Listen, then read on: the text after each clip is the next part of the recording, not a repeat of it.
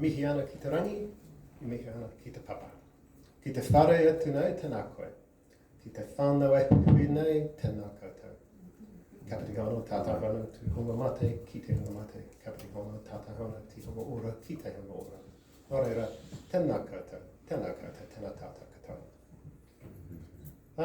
I see lots of familiar faces from last time. I see they've rounded up the usual suspects and said, you've got to come and listen to the radio. Never mind. Thank you all for coming. It's a privilege and an honour to be here to talk about Tai Tokerau's really interesting history. And this particular bit of history relates to the recent Waitangi events. It's after the signing of the Treaty of Waitangi. The seat of the first colonial capital was in the Bay of Islands at a place we now call Okiato.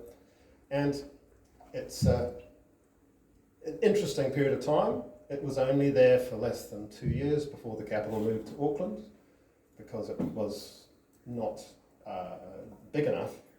But also Auckland had the double port and everything, which made it's quite easy. But its implications of that move led to the economic decline of the North and the start of the Northern Wars in 1845.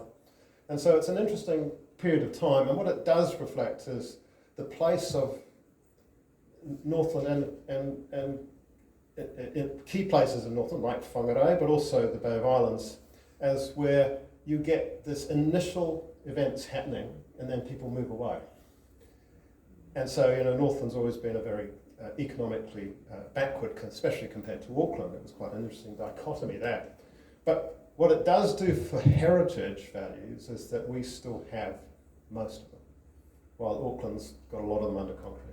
So if you want to tell stories about the past, if you want to develop high quality cultural tourism, then this is the place to be. It's a wonderful place. We have communities with lots of traditional knowledge, both Māori and European. So I think that's a good intro. Hobson's choice, of course, has a couple of meanings. We'll start with the literal one. So this is an Admiralty chart from 1840. And as you can see, there's Kororaraka with a few buildings showing. There's Te Wahapu, which is where Gilbert Mayer had his trading station, and that's where the British were based in 1845, before the Northern Wars. And then you come down to here, to Russell, as it's called, with one L. There's a lovely story about how Kororaraka got called Russell. This was the seat of the colonial capital, and was called Russell. But the post office had major problems because people kept sending stuff to Kororaraka. So what they did was they extended the area of Russell to include Kororaraka, and then they reduced the area of Russell to exclude Old Russell. So that's how Kororaraka became Russell. It was one of the number of things where the post office basically changed something to make it easier for them to get mail through. So Whangaroa Harbour, what used to be Whangiroa, but there was too many of those, so they said, well, you've got to take an eye out of there. So sometimes name changes are not particularly dramatic, they're just very bureaucratic and boring. Now this is recently discovered by me, some documents that were actually written, I believe, by Sarah Clendon, the wife of James Clendon. And it's lovely, it's got a chart and a drawing and text. So I've transcribed a lot of the text. So we know that the Clendons arrived in 1828,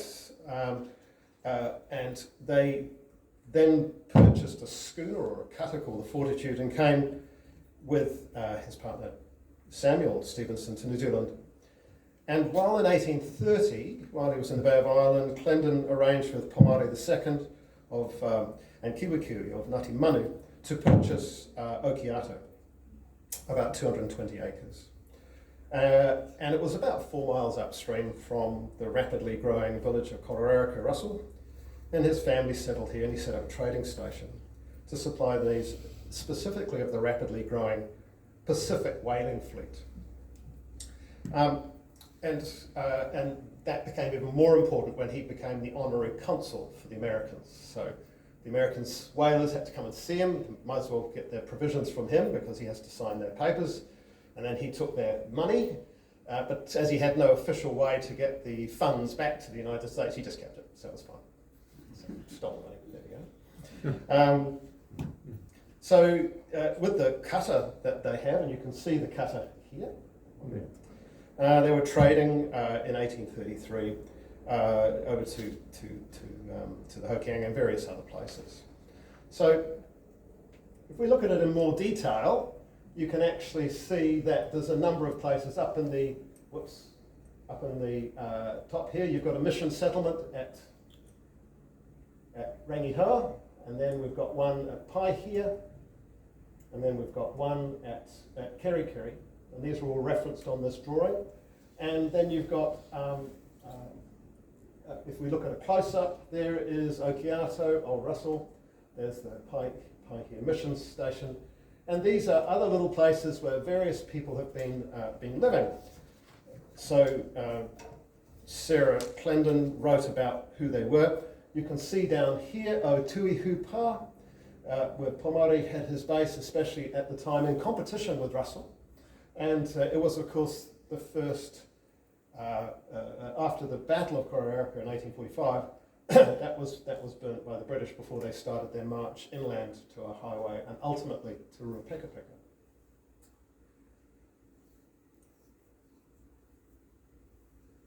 That's that. So this is the place where James Clendon had his base, and this is the drawing that Sarah did. Now, we don't have a specific date for this, but she wrote, "The above is a sketch of our place, and though not well drawn, may be of interest to you." So this is obviously a letter that she sent. The house being built of rushes, which is this one here, is not a safe place to have a fire. The small place to the right is the cookhouse, and to the left is a shed for what looks like a garden. But if you look closely, you can see there's a boat there with little sticks holding it up. The place near the shore is a store, and the cutter, which I think is the Fortitude, was sent to the Hokianga and was lost. And so that sort of dates it to post-1833. But the text references they were going to build a bigger, more substantial house, so it's somewhere after 1833, the writing, before 1840, when we know the main building was there. This is a blow-up of the front page, and this is by Felton Matthews, who was the Surveyor General for Governor Hobson. He was the one who went south to look for a better place to have the capital, but he did this pen and ink drawing, and you can see now on the top of the hill there's a much more substantive house with a structure on the side. There's the old store down here, but now there's a bonded store, so it's all about trading and stuff, and a bunch of other stuff. And if you look closely, you can see here the wharf. And this is 6th of April 1840, which is just after the signing of the Treaty of Waitangi, and when the governor had purchased this land. He needed a ready-made base for his first capital and all the public servants that were there, of which there was a few. Now this is a view from the land looking out to the sea, and I have drawn over this drawing a little bit, but this was again 1840, 1841, so there's a couple of sketches around, but we're not quite sure. Now this is the plan that was surveyed by Felton Matthews. If you look closely, he's drawn in all these big roads that he wants to build, and there's a hospital going to be there, and a cemetery there, and there's going to be a police and jail, and there's a market, and an abattoir going to be here. It's some very sort of Georgian and Victorian comments, which is, they're always very polite, but they're also very cutting, saying that yes, it would be a perfect capital if you could move 500,000 cubic yards of soil to create it. And so you can actually see here, this bird's eye view, there's the Clendon's residence, and there's those structures down on the beach. So they were the only structures that were actually built. So this was a plan to make it into a capital, but very quickly they decided it just wasn't going to work. Now, James Clendon purchased it from Hobson, who became the first governor, sold his land to Hobson for £10,000. And needless to say, the first colonial government wasn't particularly keen on giving him £10,000 and gave him a very small amount of money. And so he took it to the Old Land Claims Commission and had this drawing done in 1850s to support his claim. So there you can see the government house, it used to be Clinton House, and the structures down the bottom, and there's the wharf, and there's this famous rose gardens that Sarah had made, and the bounds of the actual property like this to the east of the stream and inside the headland. There's the jail. Apparently the jail was built.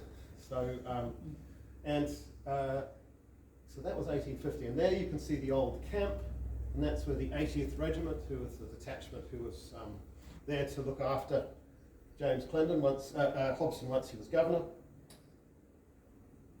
And then we have to start with some of the archaeology. So there's quite a lot of archaeological sites recorded in this general area. This is, it's in the inner Bay of Islands. It's got lots of value to people, both Māori and Europeans. There, for example, there's Otuihu Pa down here. Here's Opur, where your car ferries go across, and there's Okiato here. And all of these relate to middens, and some of them are Pa sites, and some of them are historic sites. But that's the record we have, 1356. So, in 1940, the famous historian, and I say he's a famous historian for the North, Jack Lee, he's famous because he actually wrote something.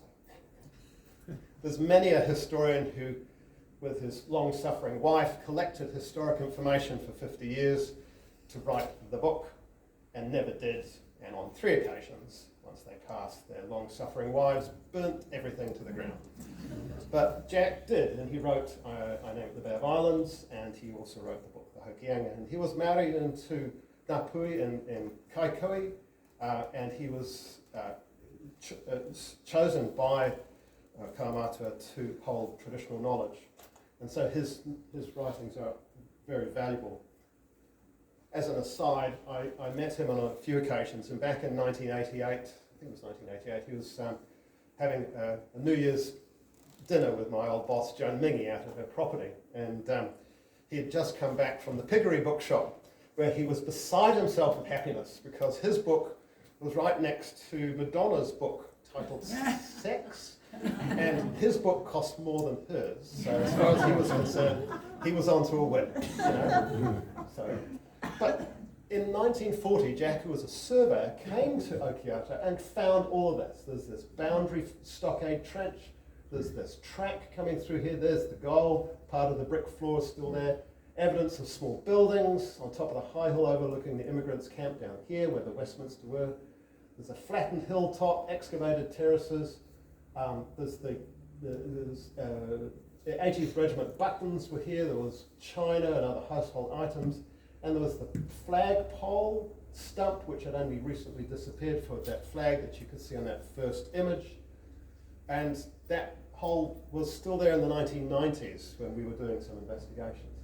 So this was a really important landscape that was pretty much perfectly preserved.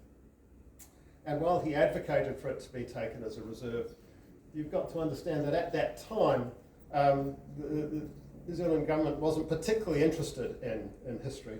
The reason why we have the Waitangi Reserve was because the Governor-General, Lord Bledisloe, basically said, here it is, and here's a whole lot of land to pay for it, and the government had no choice but to accept it.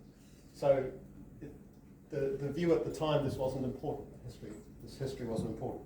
And so sadly, it wasn't actually reserved at this point in time. So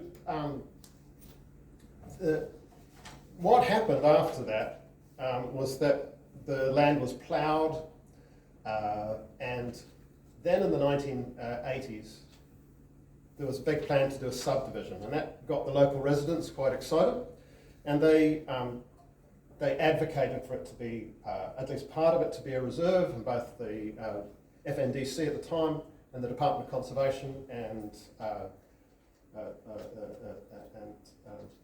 Prime Minister Helen basically managed to reserve one of these sections, which included the location we thought of the well and the old building. There was an assumption that all of the archaeology, all of the history, all of the artifacts and the structures had been destroyed by the disking that had gone on. But we didn't think that was the case. And when I was working for DOC, we decided to see if we could try and find this, because we were going to do interpretation and things, and we just had no information ready to go on. So in 1993, we tried to find the location of the capital. That was the sign that was there. You know, pretty impressive. Pretty much tells you that this is locals who did it. No one else gave them rats. Okay? So we tried to work out where things were. We thought if the building that burnt down, we suspect because the bureaucrats got a bit drunk and disorderly and knocked over a candle in 1842, we would find metal and ceramics and artifacts. And we did a whole series of test pits, and we had a metal detector to try and find metal. This was an early version of geophys, if you watch your time team. And we were dealing with a lot of things. You can see there's a little bit of a clay pipe stem. We like clay pipes. They predate cigarettes. And they're ceramic pipes, and archaeologists love it because they have a very short shelf life. They're made in their millions. We know when they're made, most of them, so we've got a good date for their construction. And when they're smoked, within 6 months they break because of the heat of the bowl and the cool of the stem, and it snaps. And then it gets thrown away. Unlike Granny's lovely crock pot that's cost an arm and a leg and it's sat on the shelf for 80 years, so you know it's when it was constructed, but you don't know when it gets put in the ground. So they're the sort of dating stuff we found. And we found a lot of burnt material. We found flashings, lead flashings that had melted and we think just run off the roof. But we couldn't find any piles. And there was, based on Jack's plan, there's the roundabout. We put the over here, then we did a whole series of test pits here, and these were metal detection hit points, and we did a few little excavation units. We were looking for foundations to see where the house was. We couldn't find any. We sort of kept moving the gaps further and further apart to try and find these piles. But it's possible that they didn't actually have any piles, because if you look at Clendon Cottage next to Pompalia House, it has no piles. It's on runners. A little bit like the Waipu houses, which were initially built for the Scots in 1850 down near the entrance. They were then dragged up to higher ground behind bullocks, and they're still on runners if you look under those houses. So, but it was clear we've got evidence of burning, so we're pretty sure we're on the site, but it's been messed about with by ploughing, so it's moved a little bit. But we did have this last structure, which was the well. So, but before we get onto the well, in 2010, Andy Blanchard and the University of Harvard University did a geophysical study here, and they thought instead of being here, they thought the buildings were here. So this is the magic geophys, resistivity magnetometer. And so they thought this is the building here. So this bit of brickwork that we found in 1993 was probably part of this outhouse, and this is where the building was. So they too didn't find any piles, but we're pretty sure we're on top of the location. Okay, so, but then we thought, what about this well? Now this well is quite large. It's 2.3 meters across at the top, and they often are a place where you'll get historic material gets thrown into, so rubbish dumps. Yeah, if you know in Auckland, for example, everyone digs a hole in the garden to bury their rubbish, and when you do that for 200 years, the ground level literally rises up.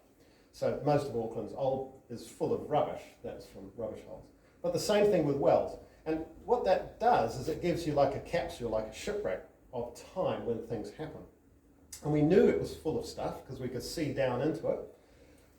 And we thought, well, maybe we can find out a bit more about it. There is one item that was in a local newspaper, again, one of those lovely vitriolic but polite comments by one of the locals that James Clendon had dug a well for 150 feet into the ground and found no water.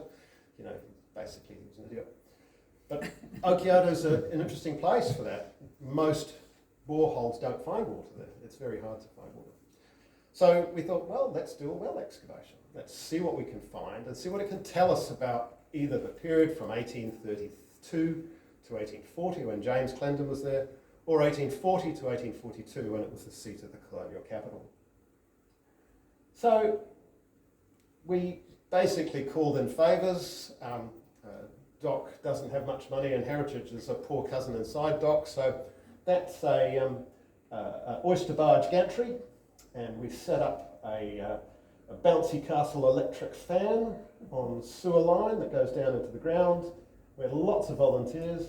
It was incredibly dirty, but it was quite interesting. So that's looking from the bottom up.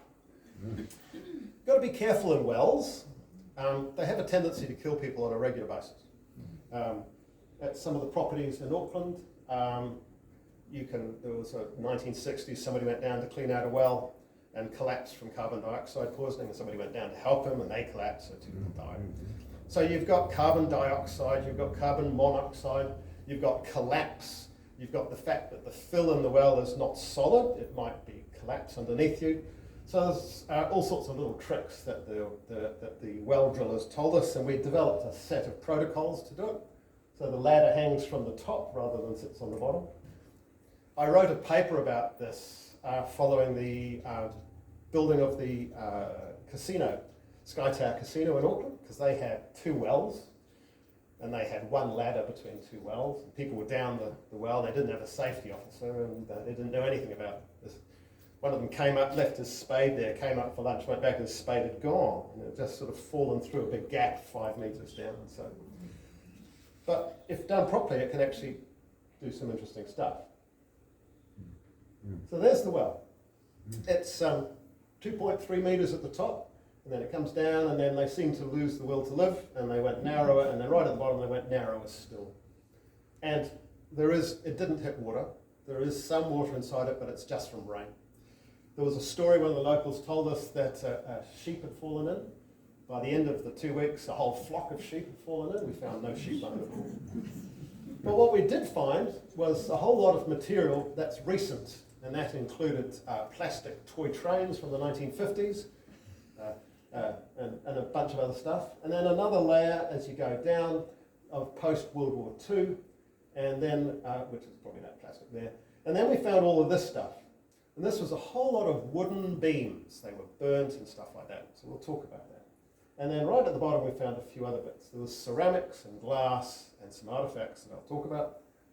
But that's a very deep well. When you're down at the bottom, it's very quiet. The air conditioning from the electric fan is very nice. And you just watch these things being winched out and hope the rope doesn't break, because you'd be watching and saying goodbye very quickly as it comes down on top of you. So there's some of the rubbish that came out, and archaeology is nuts and bolts. It's rubbish.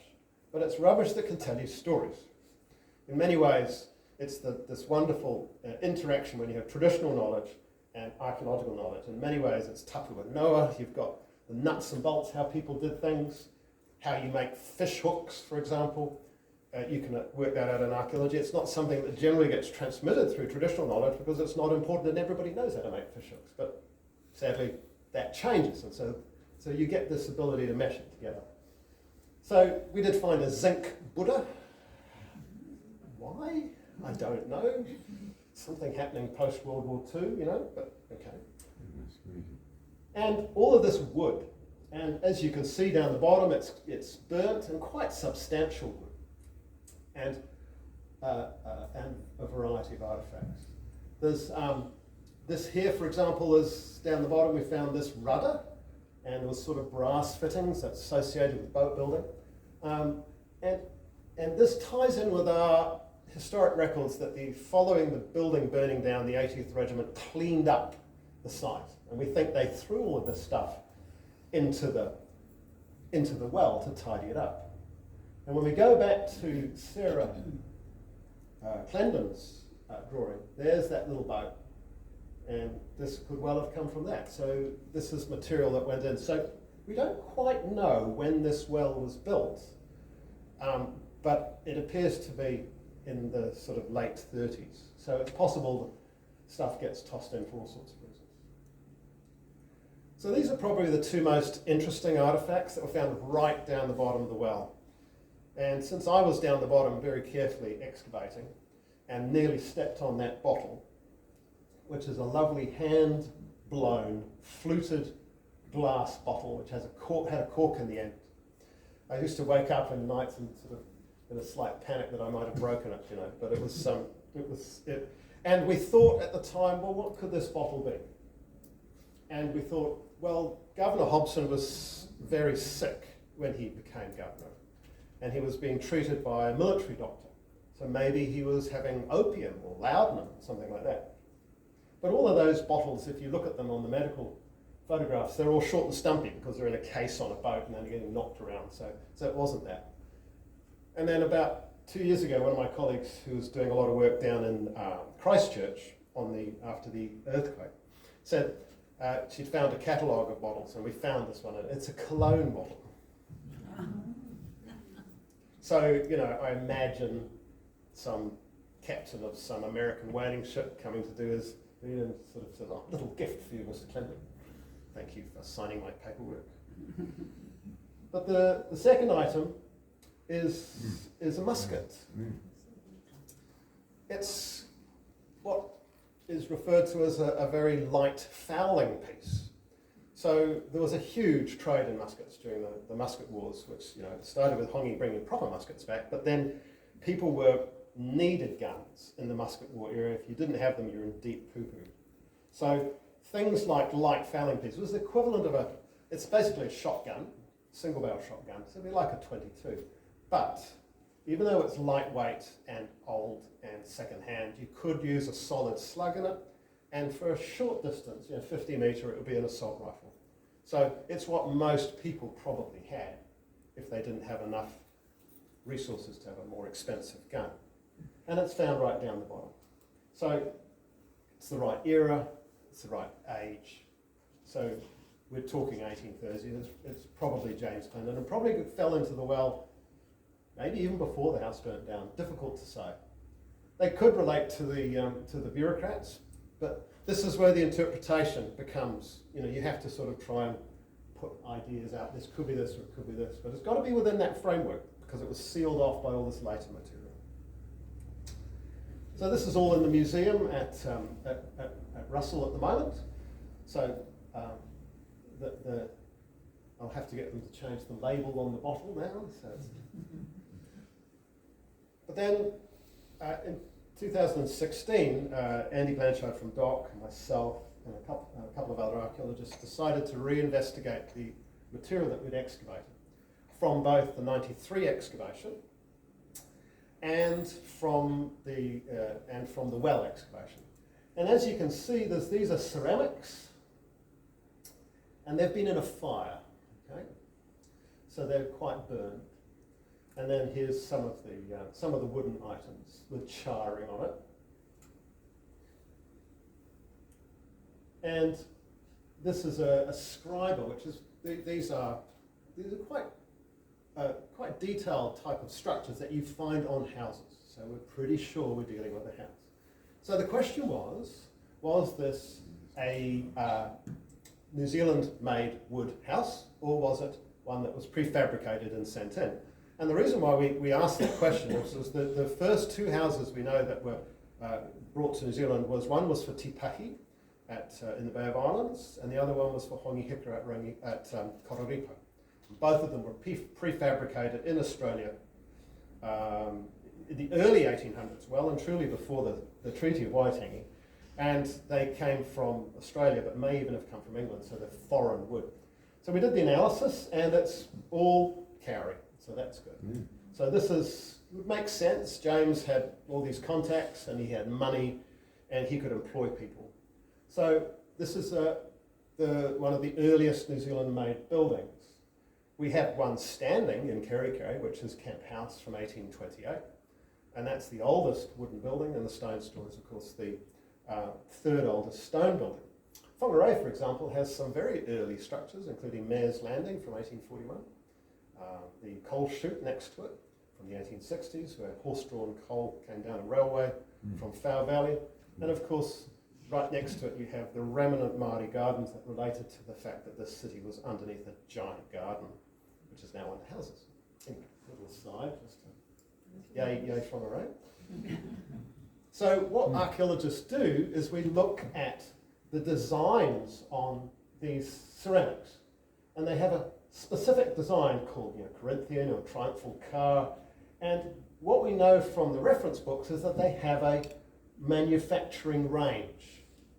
And so, for example, that black floral sheet was made between 1785 and 1993. It doesn't help us very much in terms of dating the site. However, when you look at some of these other ones, you get some very tight time frames. And so, and these Corinthians, the Corinthian ones, their manufacturing range was 1830 to 1841, which is absolutely what we would expect for James Clendon or for when it was the government house. So with archaeology, there's a lot of messing about with artifacts to try and make some sense of it. We're trying to understand where it came from, and these were all English, so it's not American, so it's likely to, if it was all those American whalers, it would have been that, but it looks like it's his stuff. And so, so that's quite a useful thing, and we do a lot of this. So this is a reconstruction plan that we used in the 2016 paper. So from a landscape archaeology point of view, there's the roundabout, if you know the roundabout at Okiato. There's where we think the buildings were, based on all the excavations. There's the well. And this contour lines here, these are showing 1 metre height changes. So when it's close together, it's a steep slope. Where they get further apart, it's a very flat slope. Those who don't know it. So they've built it up here on the flat, and down here, there's on the flat down here, which was a created flat, with these buildings here. I've thrown the green line in because that's the area of the reserve managed by Department of Conservation. So down on the waterfront, there is archaeology relating to, that's dating to the trading side rather than the residential side. That's still there in the ground. So if you ever go past, so go down to the water or slide down your piece of cardboard, if you still do that, you know, you're sitting on top of really interesting stuff. And of course, the history there goes back another 700 years before that as well. There's always lots of interesting history. So we think on the ceramics and the burnt structural timbers that we're clearly dealing with the first government house built by James Ready Clendon, we think in 1833, and destroyed by fire in 1842. We think it was constructed by Clendon and his employees of local timber, mostly kauri. He chose to build from local materials rather than import a prefabricated structure, as Busby did at Waitangi. And he would have had better access and funding. So skilled labour and raw materials for construction at the time was very difficult. Labour was in short supply, coinage was in short supply. It was in the early period of Hobson's governorship, he needed a ready-made place to set up and start immediately this colonial capital. I mean, we're talking about 3 or 4 bureaucrats sitting in a room doing the paperwork, processing the Treaty of Waitangi, processing all the things, all the copies that had to go all over the place.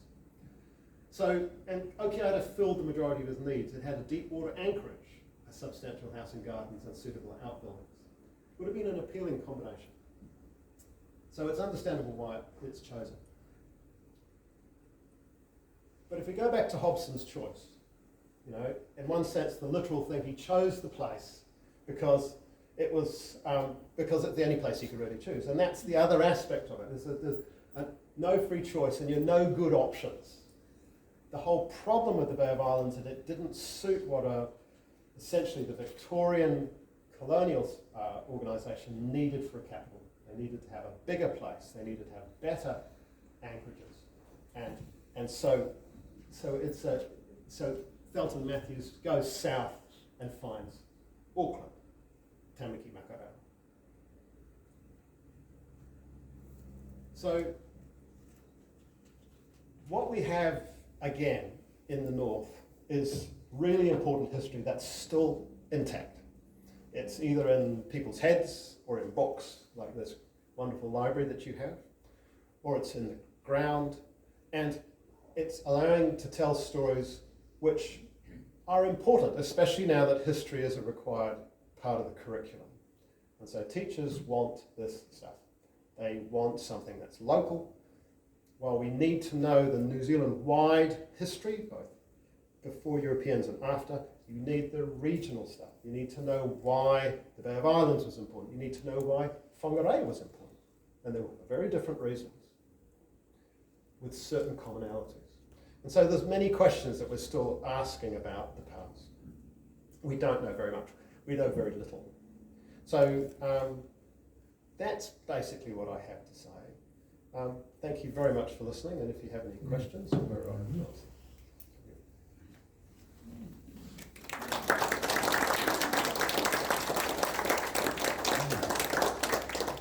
On time too, it's amazing. I don't even know what the time is, I just ignored the time. I was just busy listening. So are there any questions?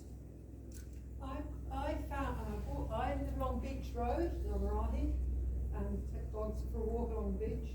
And you would know the scout den that got burnt down recently? Yeah. No, I'll take your word for it. Yep. Okay. In the bank, after one of the storms, where the tide come in, I was walking, I can't remember whether I was clambering up or just walking past, I found a whole cache of old bottles, about this high up the bank, well into the bank, and I sort of dug them out, took them home and threw them in a bowl of water because they're all full of dirt. And I'm just wondering, do I take them to the museum? Would people be interested? Is it any good to you? Because Onarahi round there was sort of quite a bit of a settlement. Yeah. Well, you know, they should stay in town. They shouldn't leave town. I'm based in Kerikeri, so you do have a museum and stuff. The context of where these were found is important. Yeah. All archaeology that predates 1900 is protected by law, so shouldn't really dug them up. Oh. Well, they're falling out. Most of them have come out. And then I have to put on my other hat. I know. And so what you've got is emergency action, and that's absolutely fine. We have this on an ongoing basis with human remains, with Koiwi coming out after storms. We have a policy in our organisation where, while Koiwi is officially archaeology, basically it's people. It doesn't matter if it's European or Māori, it's people, and what does the families want to do, and that takes precedence over it, which tends to diffuse a lot of the anxiety around that sort of stuff. But those bottles, if they're coming down the hillside in a sort of a slip, if it was that steep, if they were on a terrace, that would be a house site maybe, and things like that. Difficult to say. This is on the eastern side of Onarahi, or the western side as you look at the harbour?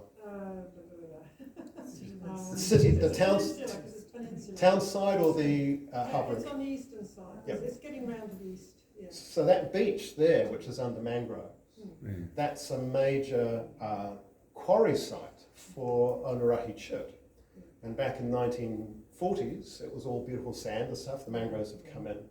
And so you've got a whole set of archaeology there. You've got some historic stuff, but there's Māori archaeology dating back for a very long time. Just like the Bay of Islands, Whangarei has been a wonderful gardening place, perfect for growing. I used to live at near the boys' high school, and you know, you can grow anything, including slime and snails, and things just grow, and that is and horticulture is the economic power base of both Māori and European society. And so that's why, if you look in the Māori land court, these places were fought over endlessly because everybody wanted it. So your city is sitting on top of gardens with some remnants. You've got the European city, which started in the 1830s, Probably those bottles date to post 1840s, could be even up into the early 20th century. They're the sort of thing that if you take photographs of them, they have certain characteristics that can tell you. So a little bit like those ceramics, sometimes bottles can tell you dates depending on how they're manufactured. You can even do it with beer cans, hard to tell. Remember back in the day when the beer cans were made out of tin rather than aluminium? And we'd see the American television where they go to squish them on the head, it really hurts. So there's the importance about the location, there's the importance about the artifacts, but the key thing is the story needs to not be lost. Now, currently you're the holder of that story, so something needs to be done. So I'll give you my email, we'll have a conversation. Come on. Sorry, I got off track. So should I clean them up? You're welcome to clean them, but just use water and a bottle brush. Yeah, I just didn't, it was so stuck, but I didn't know whether the actual soil was important as well. So. Probably not. I think on the steep slope, it's going to have come down from above, I think, and it's just, look, on that side of Onaraki, there were a whole bunch of European headstones from Kioriora Cemetery in the 1940s were taken and used as reinforcing along the side there from.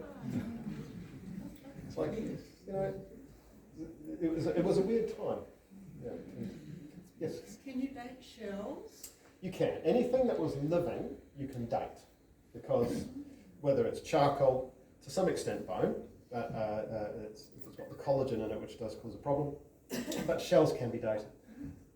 It's based on a principle that all living things absorb organic carbon. One tiny part of that organic carbon is radioactive, and if you had a Geiger counter on something that's still alive, it's like it's giving you 100 counts a second, and then over a period of about 40,000 years, it declines to zero. So if you have a lovely graph and you go, right, so it's got 50 counts, so therefore it's 20,000 years old. Okay? That's the principle, it's very sound, it works really well. Problem is, organic carbon doesn't have a constant, it goes like this. And when it goes like that, it means that when you've got a certain reading, it can hit there, there, and there. So suddenly you haven't got white data. And then with shell, you have the organic carbon is absorbed from the sea, and the sea has different aged organic carbon floating around in it. So every place has a correction curve. So they're currently working on this in New Zealand archaeology, because if they can fix and work it out, they'll have another carbon dating that they can use alongside charcoal.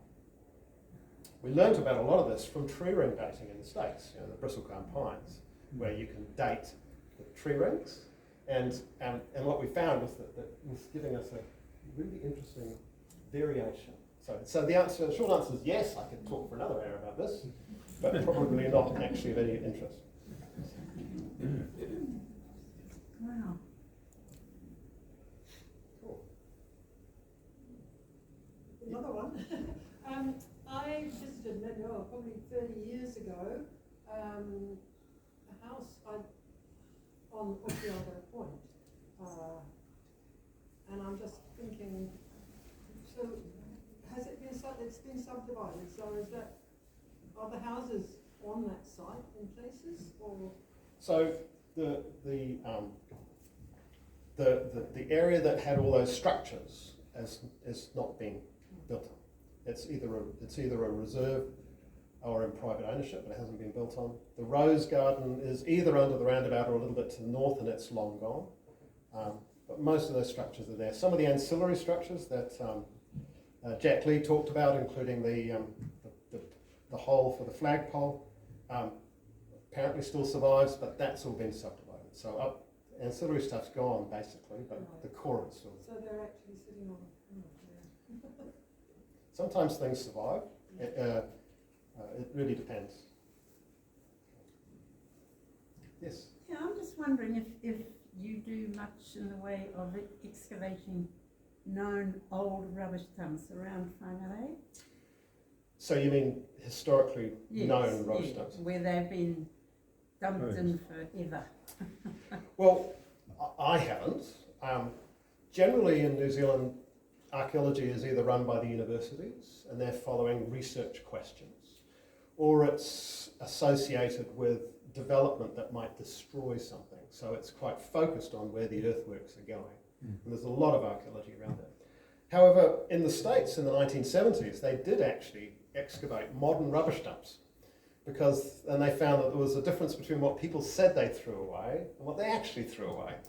So you can get quite a bit out of it, but it's very expensive and it's very time consuming. You've got to have a good question, or else you just endlessly go in circles. So the answer is we could, but the question is what would it tell us that we didn't already know? And probably in terms of the last 50 years, we've got a pretty good handle on what the rubbish should contain. But when we get back into the older period, when they didn't have official rubbish dumps, and they just dug holes in the ground, you can That's what I'm talking about. Well, in that case, that sort of rubbish in residential areas, we do find that stuff. And you do find, like, for example, up near where Mayor's Grant was, there's a kind of water development going in, and they came across what's called the French Drain. And it's a beautiful stone-lined drain that underlies some 1940s state houses. And it still runs, and it's all, if you look at the topography, there's a sort of a big catchment up there with a lot of water coming in, and they needed to get it out. So that's probably going to survive in some form or other because it still works. And if you block it up, you're just going to have a swamp. So yes, you can find that, and it tends to happen when there's a development, but you don't always know where it is. You might have a building show up on an early land plan like I was showing you, but the rubbish around it, you basically have to go looking. And if it's going to be destroyed, then you would look, but if it's not going to be destroyed, it can stay there. Where is that Mayor's Point that you were speaking about? Mayor's Grant, it's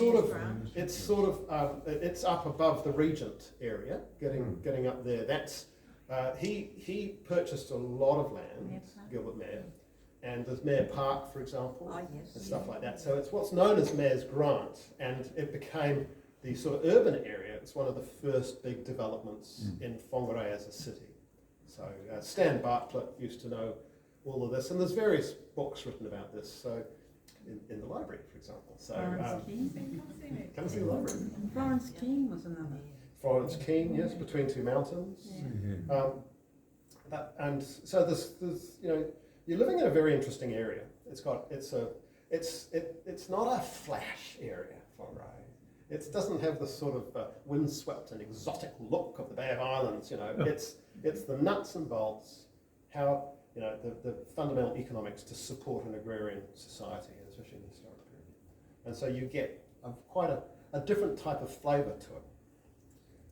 I think it's pretty magnificent and quite lovely as well. But that's why, for example, the early history of this town, you have Bank Street on that volcanic rock, and then you go down to where the Huntawasser Art Gallery is now. Now that's where the Cafler trading store was, right on the stream edge.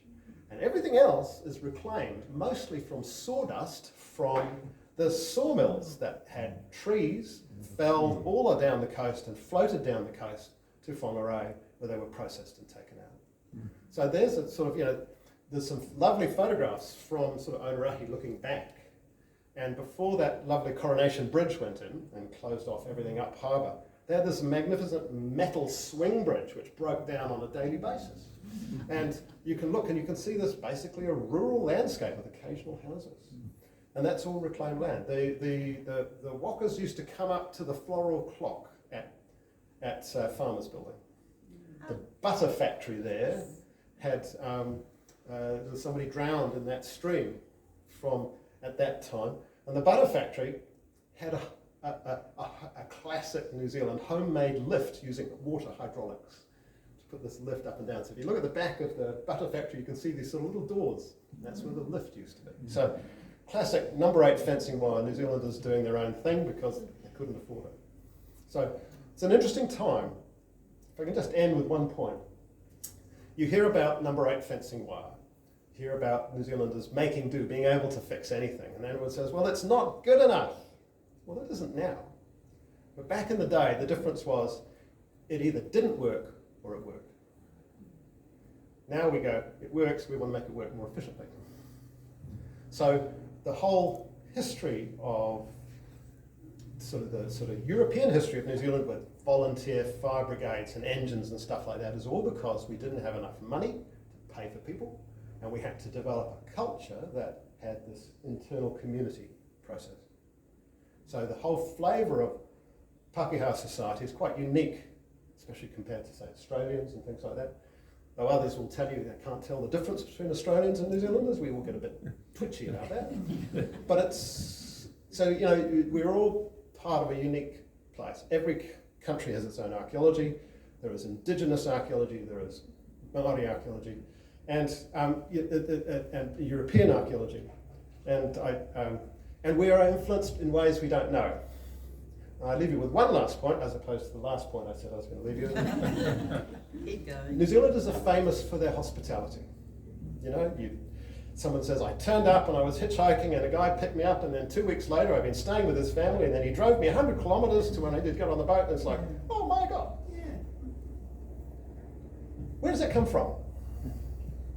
Well, it could be from essentially the European settlers of New Zealand, which is predominantly middle class, trying to have an economic better life.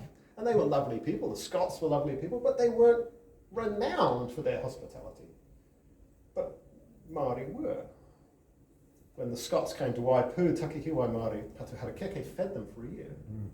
You know, you don't need to do that, but that's what you do. That's manaakitanga. So we've imbued something that's made us Pākehā and different from other European groups because of some of the ancestry of the people we were engaging with and the nature of the land that we have, and it's something that we should be quite proud of. So you come from a special place, and I think you're special people, so thank you very much.